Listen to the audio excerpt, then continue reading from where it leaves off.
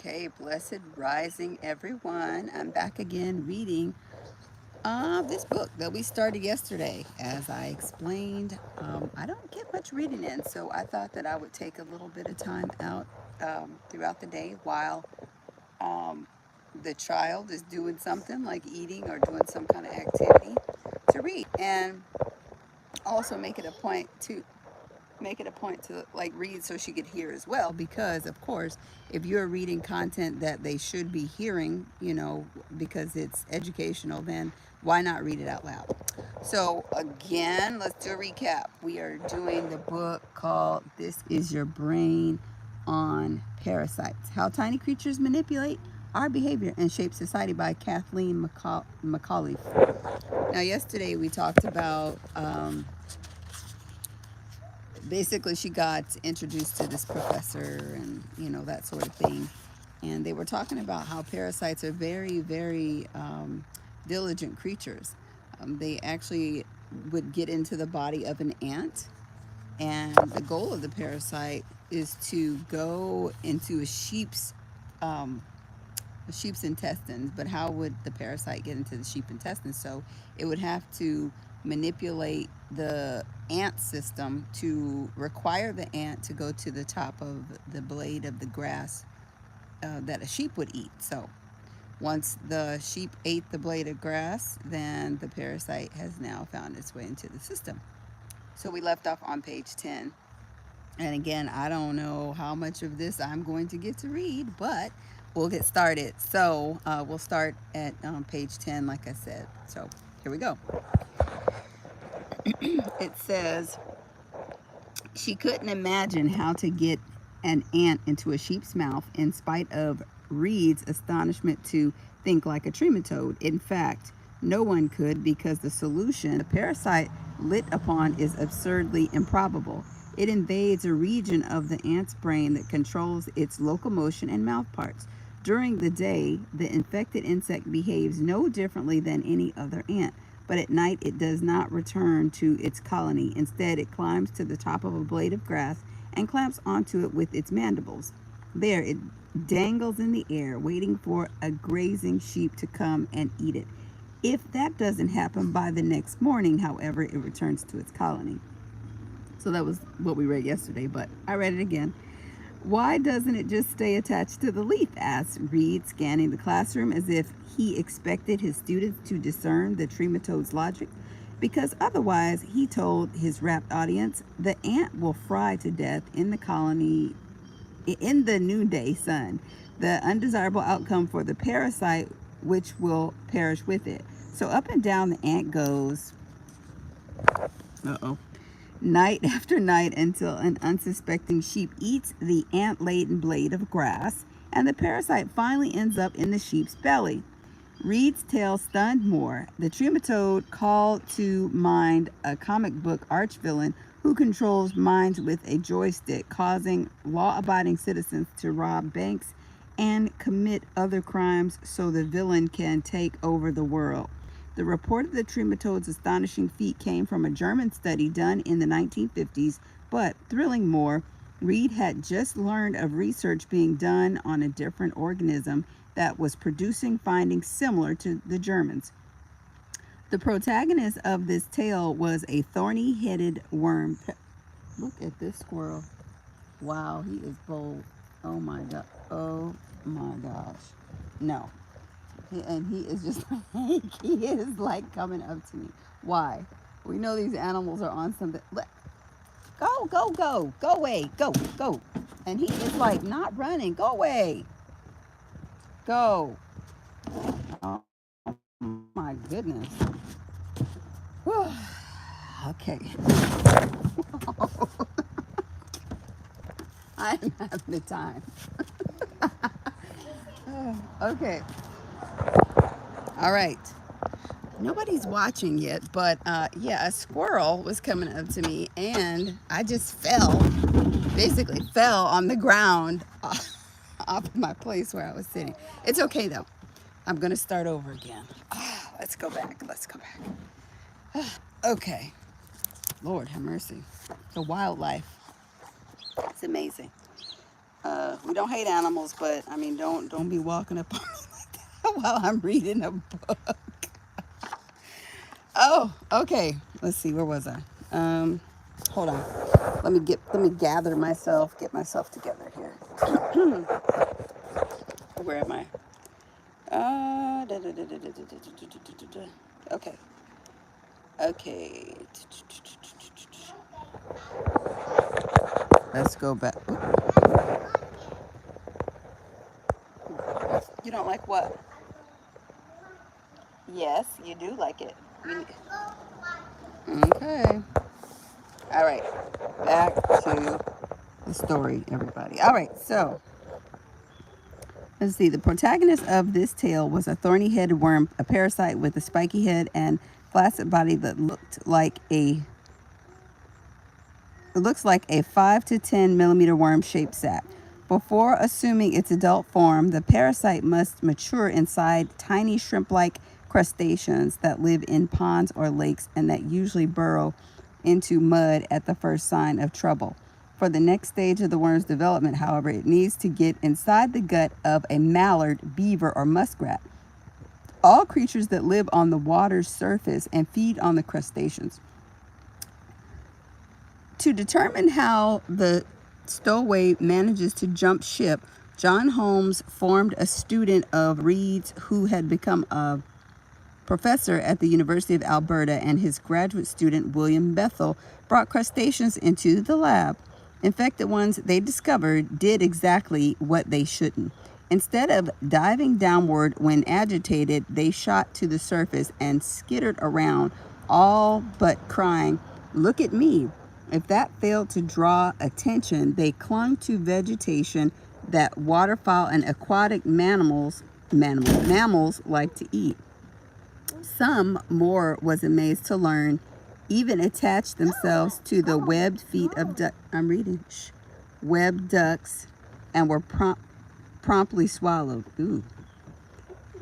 Another intriguing detail grabbed her attention. Occasionally, the Canadian investigator found the crustacean harbored a different species of thorn-headed worms. When infected with this variety, their tests showed the crustaceans also swam upward in response to any disturbance, but they congregated in well-lit areas frequented by scaup or deep-diving ducks. As it turned out, that particular parasite's next host. Many interactions between predators and prey, thought Moore, were not what they appeared to be, but rather were rigged by parasites. Perhaps biologists who couldn't see what was happening out of view had been hoodwinked. What's more, if parasites were not just swinging a sledgehammer, directly killing and sickening hosts, but also bringing ill upon them by subtly changing their behavior, the ecological implications were enormous.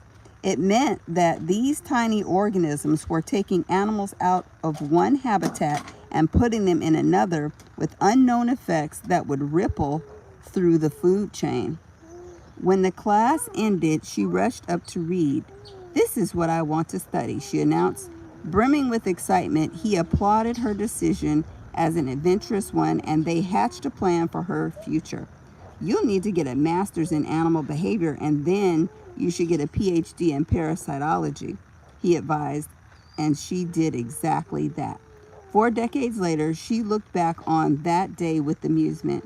"I was bright-eyed, enthusiastic, and totally ignorant of the obstacles in the way," she said, breaking into a deep-throated laugh at the thought of her youthful optimism. Vivacious with short wavy hair, Moore still has a trace of Texas twang, and she has a vibrant, confident style. Now a professor of biology at Colorado State University, she has arguably worked harder than anyone else to awaken the biology community to the game-changing nature of parasitic manipulations and encourage a new generation of scientists to take up that cause. Her pioneering studies, and more important, her writings, have shown... No. Can you not do that? Daddy. Yeah, I'm reading. Changing nature of parasitic manipulations and encourage a new generation of scientists to take up that cause.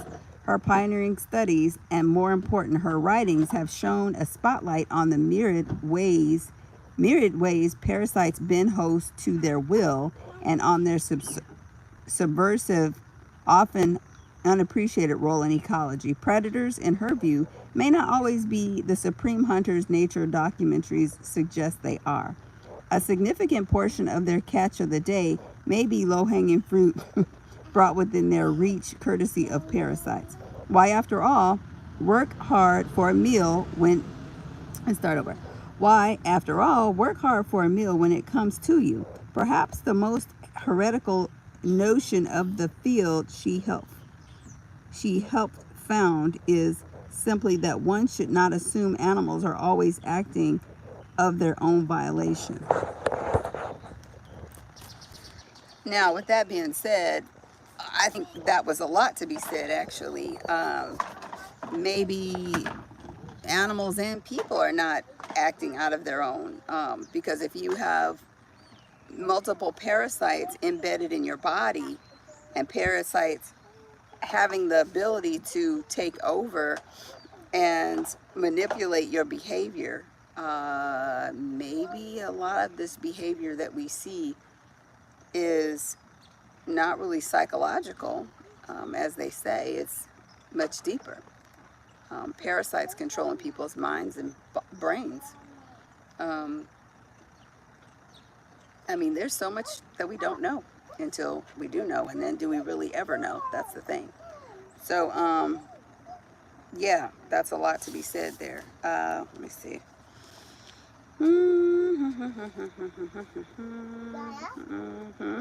Yes. No. Nope. Nope. What do you need? Yeah, there's a truck. Yeah. So it also says numerous crustaceans, mollusks, fish, and literally truckloads of insects, according to Moore, are behaving weirdly because of parasites. Mammals like ourselves appear to be less common victims of the manipulations, but that belief may be derived from ignorance, she cautioned. This much she is certain of. An undiscovered universe of animal behavior will yet be traced to parasites. Now, this says a lot. I mean, especially when you think about our community, the things that we eat, okay? And then they like to really amplify criminal behavior and all of that. And people end up killed or in jail. But I'm not saying that there is no criminal behavior at all, but maybe some of the criminal behavior or the misfortune, I will say, could be because of parasites. And we know that in the so-called black communities,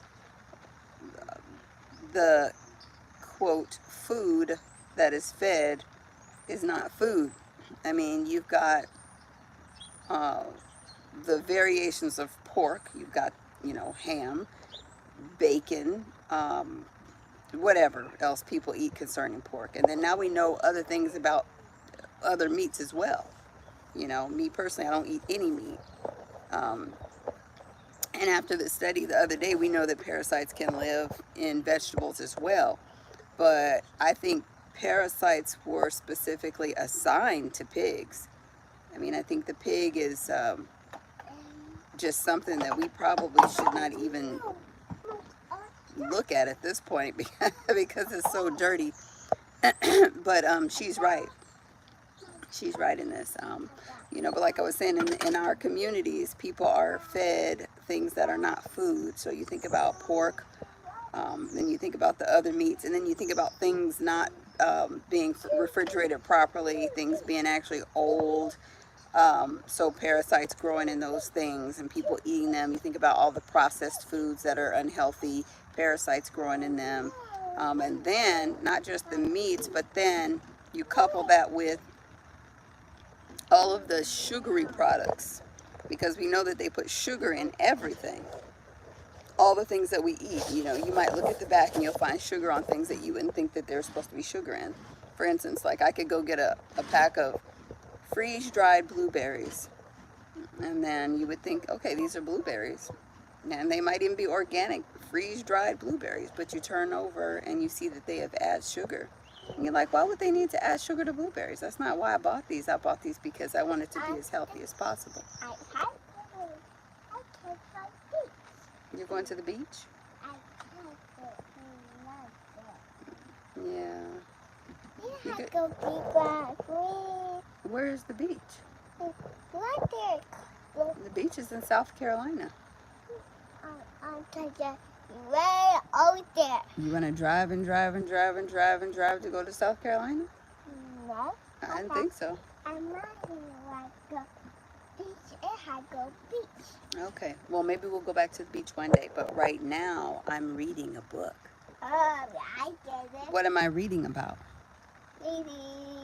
Parasites. Parasites. I did it. And it's a tiny, tiny little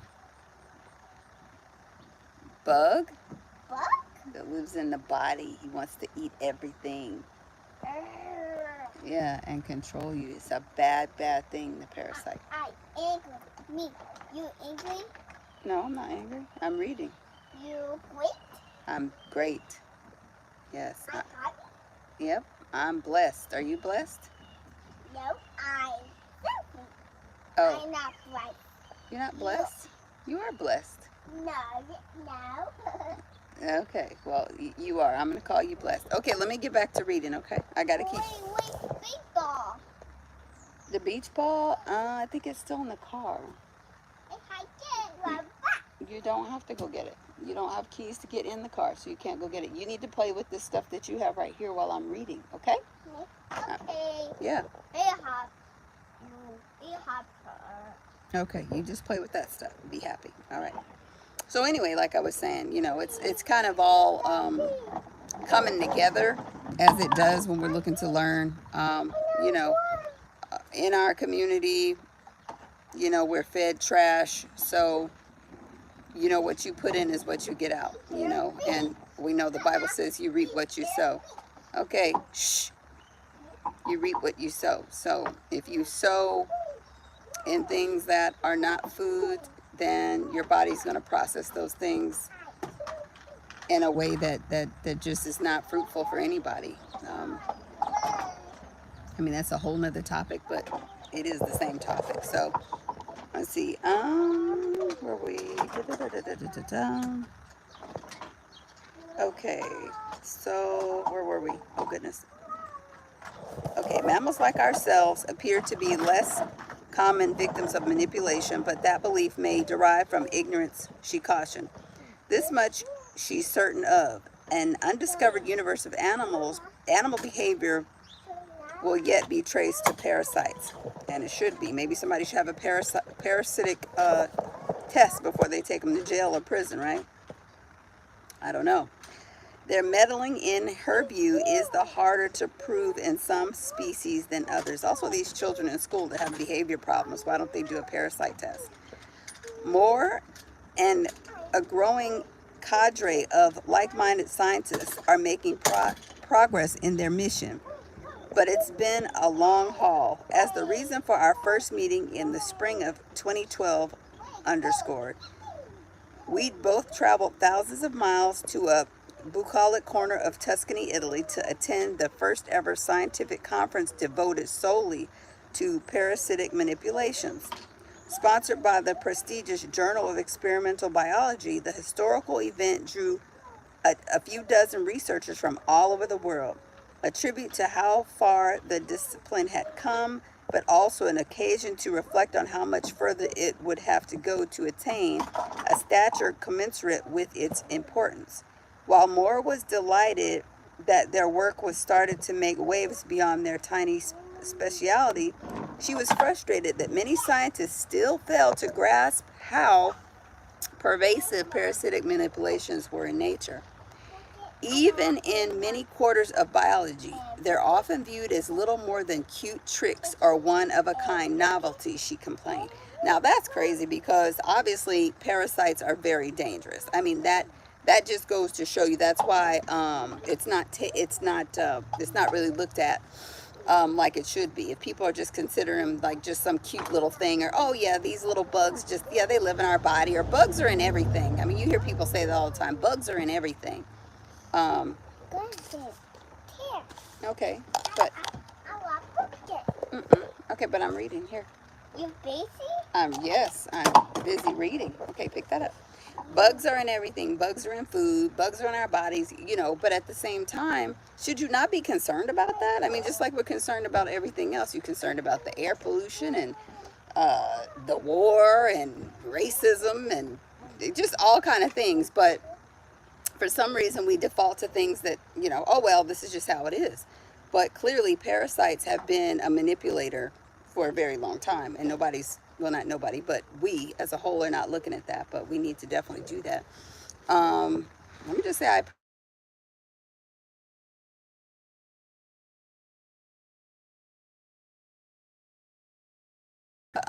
yeah.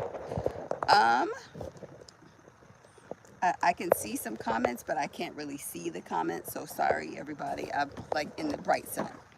Um, yeah. Let's read that again. Even in many quarters of biology, they're often viewed as little more than cute tricks or one-of-a-kind novelty, she complained. Another challenge facing neuroparasitology is semantic. Defining what exactly constitutes a manipulation, she said, can be tricky in itself. Technically, she and most of her colleagues concur. The term refers to a behavior a parasite induces in its host that benefits the parasite's transmission at the expense of the host's reproductive success. But that seemingly straightforward definition can be surprisingly murky when applied to the real world. If a cold germ makes you cough uncontrollably, for example, is that your is that your body trying to clear the infection from your lungs, or the parasitic tickling the back of your throat so that you'll spread the germ? Mm, isn't that something? So we're coughing, and people always say, oh, I have a tickle in my throat. Well, she's saying, do you really have a tickle in your throat, or is it parasite back in there with his little mandibles scritchy scratching at your throat so that you'll cough and spread the germs? You know, that could very well be. I mean, I believe it. Let's see. Okay, right. Or consider this. Barnyard hens are probably more inclined to eat crickets infected. Oh my gosh, stop eating chicken, people, please. Okay. Or consider this. Barnyard hens are probably more inclined to eat crickets infected with parasites that damage the insect's muscles, since those crickets are slower and thus easier to catch. The parasite needs to get into the hen to reproduce. Oh my goodness. But is it truly manipulating the cricket or merely hurting it? By contrast, few people, on hearing of the ant that climbs a grass blade in the response to a trematode invading its brain, would discount the insect's behavior as a mere side effect of illness. So how far do you expand the definition of manipulation? Moore admits it's not always an easy call, but it amazes her that even when the evidence for a behavior being a manipulation is clear cut, you might not know it from the cautionary tone of many researchers' reports. So, in other words, they downplay stuff. We know that. After one scientist's talk, she observed, almost every paper I've reviewed in the last year has the same disclaimer, almost verbatim. Verbatim.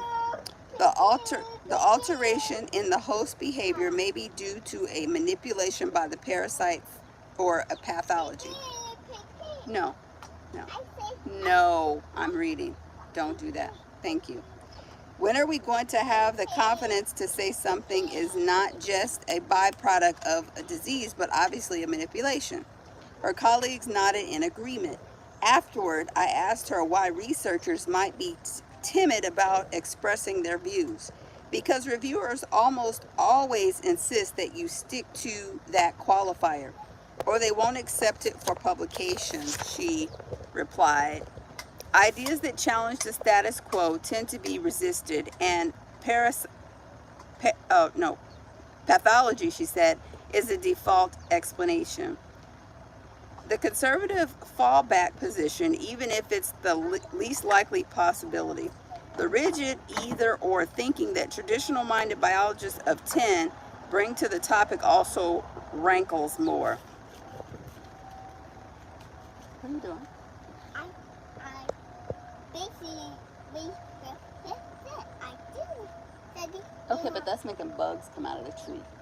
Well, I Yeah, I don't want bugs right now. See the bugs flying around because you did that. okay. Yeah, so go back over there. Go back. Are you getting too hot? No, I'm feeling it's cold. You're cold? It's I'm not cold. I'm hot. oh, I'm burning. Yeah, I told you. So, okay. Stop. You ready to go inside?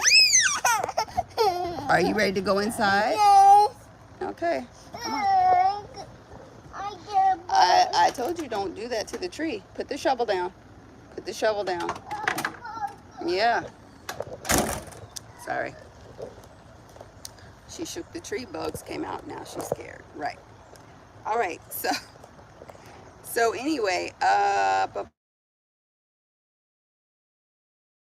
I don't know who these people are that keep calling me. That's crazy.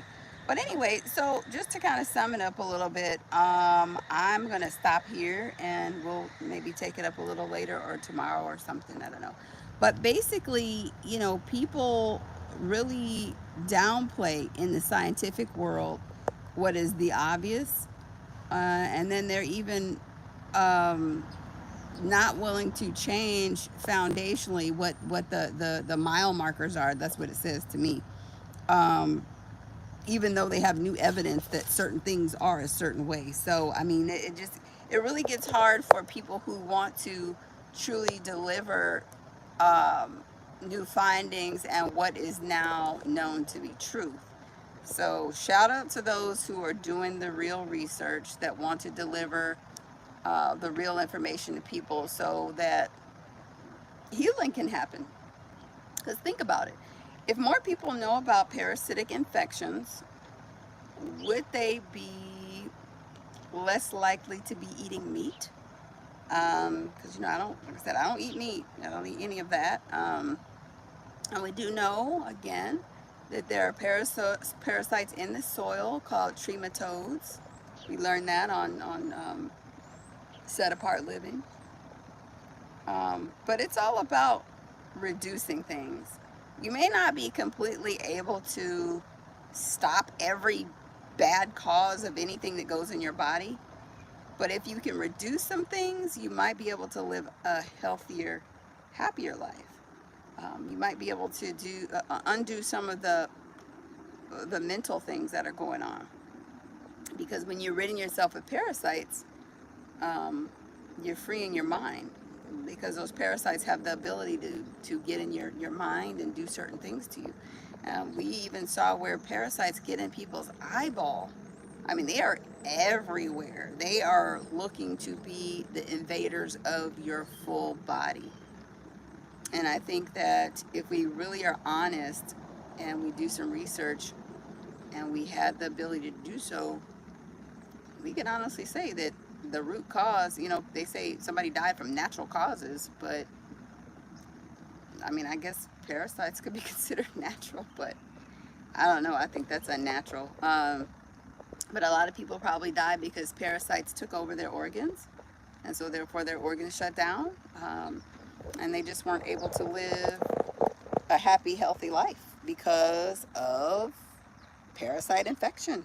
I mean, that's what I believe. I don't know about you, but I'm very interested in this topic, and not just interested saying, oh, okay, that's interesting, but I want to know more, and I want to do more. I want to do more cleansing. I want to be very mindful about what I'm putting in my body, what I'm eating, um, even, just places I go, um, even the soil I step on. We talk about doing grounding and all that, but you have to be very mindful, like, for instance, where you ground.